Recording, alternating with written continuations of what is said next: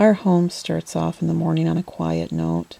We try to direct the day in that way because once the day gets going, it gets away from you. Ron gets up first before everybody else about 5 o'clock, and he tends to the fires, gets his coffee water going, and this is his time to get his personal Bible reading and prayer time. He usually goes to bed when the children go to bed at night, and I stay up later. That is my opportunity to do my writing for my blog, to work on my books. And so I usually sleep about an hour longer than he does.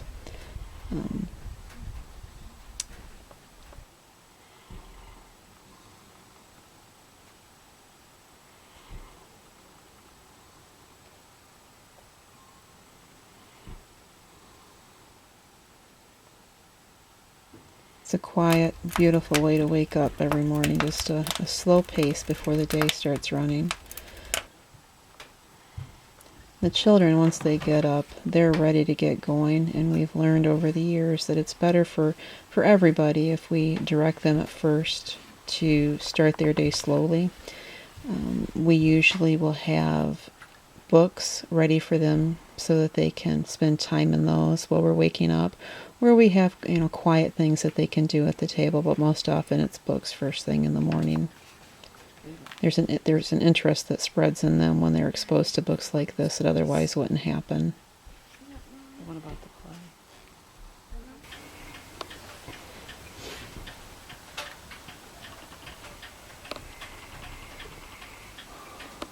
I like to think of our home as if we were dressed in period-appropriate clothing. If you walked into our home, you wouldn't be able to know that you hadn't stepped back in time. And Ron will lead us in devotion before we head out for the day to start our work. If we don't do it first thing, we find that we don't typically come back together to do it because, again, the day just gets away from us. And this is our grounding right here as a family. It gives us time together before the Lord.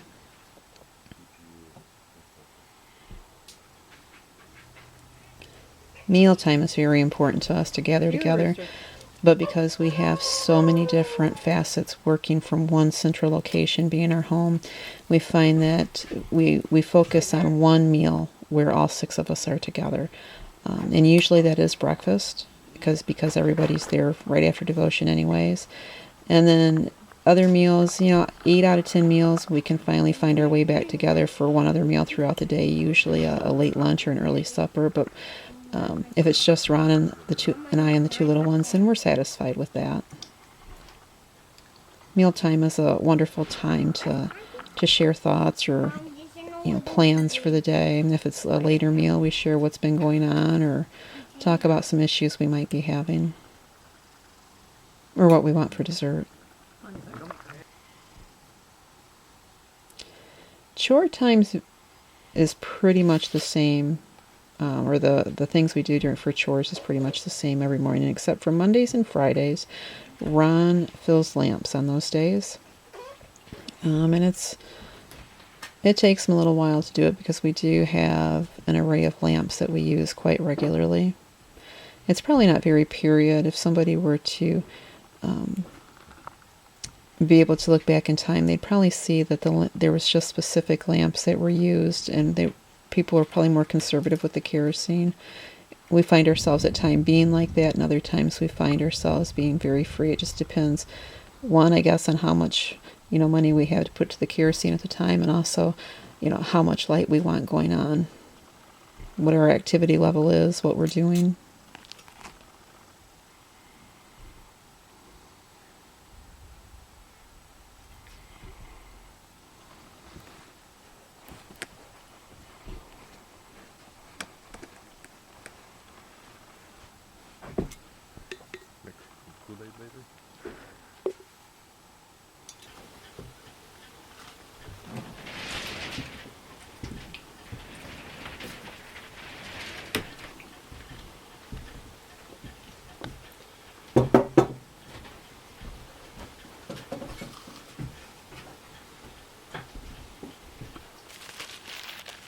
Lamp chimneys are very fragile glass. Ron likes to clean them the old-fashioned way with newspaper.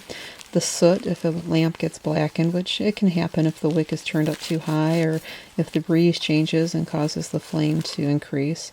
But the soot comes off very easily, and it's using an old newspaper or using newspaper is much less harsh on the glass than putting it in soapy water or using a glass cleaner on it.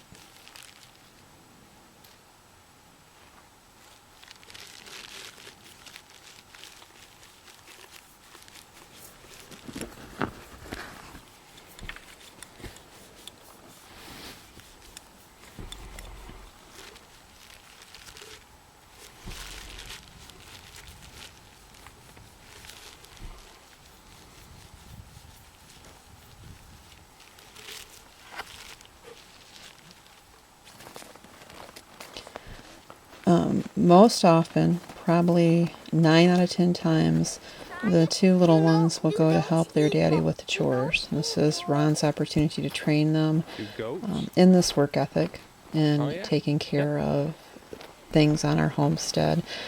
You know, the funny thing about homesteading, the term homesteading, it seems to have hit a whole new plateau, and probably in the past several years. But and people have wanted to apply a modern term to it. You've heard of modern homesteading, and it seems like everyone thinks that it's a brand new thing. But the reality of it is the skills that are developed when one homesteads are the same skills that people used as traditional farmers a century and a half ago, before agribusiness took over.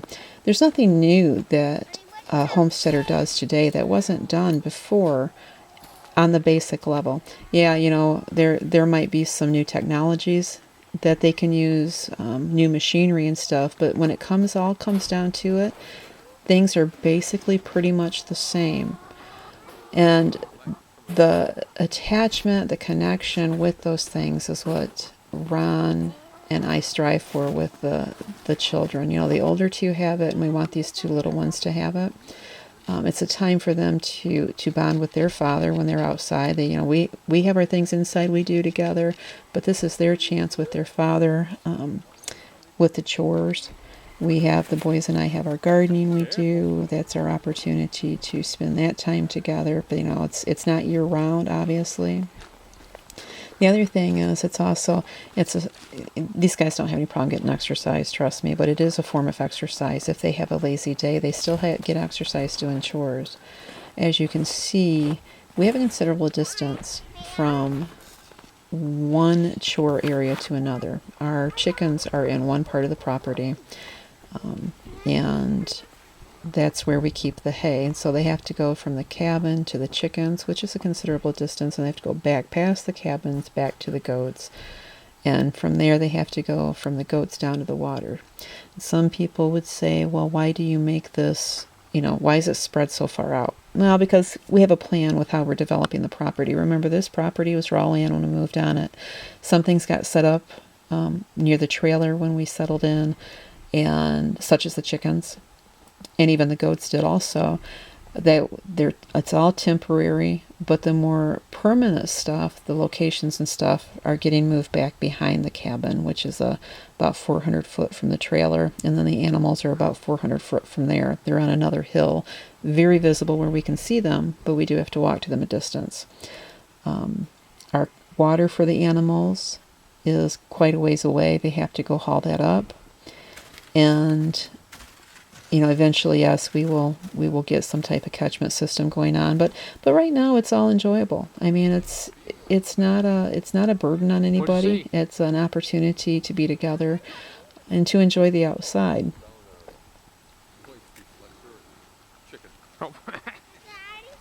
You know, I think something that parents miss today, a lot of the concept is that we don't teach our children to love work. I think that's really important.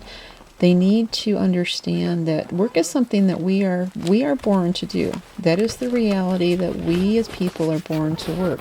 We have to, if we work the land for our food, you know, or if we have to go to work to buy our food, even if you don't owe a single dime, but you have a place to live, you have your home paid for, you still have to pay property taxes. So somewhere work comes into play. And if we can teach our children early on to love work, you know, it's not, well, every day you don't want to do it, but you have to, you know, and to embrace it, then you are laying such a great foundation for them, because they will be able to adapt to any situation when it comes to creating income versus dreading the idea of having to work. I remember when RJ and Josiah were younger, and we'd have people come over and they'd be about their chores. You know, most people could not believe what hardworking young men they were, and that has just stayed with them as they've grown. And I believe it's because of the foundation that has been laid for them, and the joy that they see that work can be enjoyable.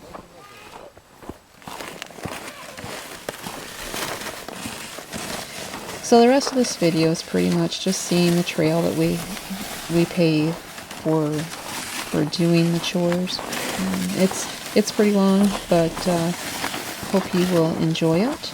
And as always, we will talk soon. Thank you for watching, and enjoy the rest of the video. Oriole can have that.